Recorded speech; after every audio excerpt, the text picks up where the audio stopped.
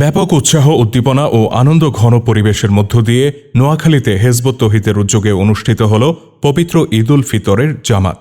সকাল ৮টায় সোনাইমুড়ি উপজেলার চাষিরহাট নুরুল হক উচ্চ বিদ্যালয়ের মাঠে এই জামাতের আয়োজন করা হয়।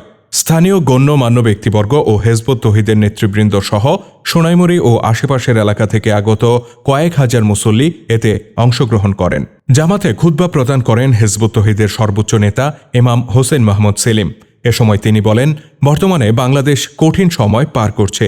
এই ভূখণ্ড নিয়ে আঞ্চলিক ও আন্তর্জাতিক অঙ্গনে চলছে নানামুখী ষড়যন্ত্র। এই ষড়যন্ত্রের মোকাবেলায় দল মতের ঊর্ধ্বে উঠে ইস্পাত কঠিন ঐক্যবদ্ধ হতে না পারলে জাতির অস্তিত্ব রক্ষা করা কঠিন হবে বলে আশঙ্কা প্রকাশ করেন তিনি।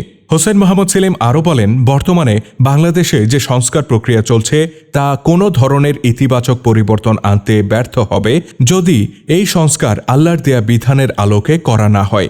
একমাত্র আল্লাহর দেয়া বিধানই পারে চলমান অন্যায়, অব্যবস্থাপনা ও অশান্তি দূর করে বাংলাদেশকে একটি সুখী, সমৃদ্ধ ও স্থিতিশীল রাষ্ট্রে পরিণত করতে। এমনটাই মন্তব্য করেন হেজবুত তৌহিদের এই সর্বোচ্চ নেতা। তাছাড়া প্রদত্ত খুতবায় বর্তমান মুসলিম বিশ্বের দুর্দশার কথা তুলে ধরেন ইমাম হোসেন মাহমুদ সেলিম। চলমান পরিস্থিতির উত্তরণে মুসলিম বিশ্বের ঐক্যবদ্ধ সহাবস্থানের কোনো বিকল্প নেই বলেও মন্তব্য করেন তিনি। ঈদের জামাতে ইমামতি করেন শহীদি জামে মসজিদের নিয়মিত খতিব বিশিষ্ট আলেমে দ্বীন মাওলানা রুহুল আমিন।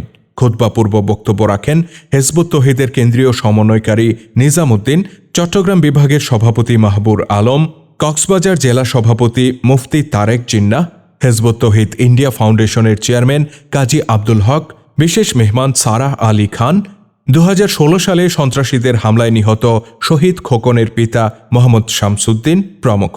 মোনাজাতে মুসলিম বিশ্বের ঐক্য ও সমৃদ্ধি কামনায় দোয়া করা হয়। পাশাপাশি ফিলিস্তিন, মিয়ানমার সহ বিশ্বের বিভিন্ন প্রান্তে নির্যাতিত মুসলিমদের হেফাজতে আল্লাহ পাকের সাহায্য কামনা করা হয়।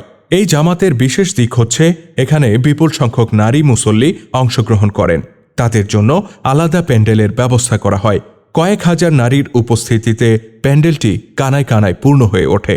ঈদের জামাত, খুতবা ও মোনাজাত শেষে মুসল্লিরা কোলাকুলি করেন এবং পরস্পর কুশলাদি বিনিময় করেন। পরে ঈদগাহে উপস্থিত শিশুদের সাথে সময় পার করেন হেজবুত তৌহিদের ইমাম। রমজান মাসে যেসব শিশু রোজা রেখেছিল তাদেরকে উৎসাহিত করতে পুরস্কৃত করেন তিনি। এ সময় শিশুদের মাঝে স্বল্প পরিসরে ক্রীড়া প্রতিযোগিতার আয়োজন ও পুরস্কার বিতরণ করা হয়। আয়োজনের প্রধান পৃষ্ঠপোষক ছিলেন চাষিরহাট উন্নয়ন প্রকল্পের চেয়ারম্যান মোহাম্মদ মঈনুদ্দিন।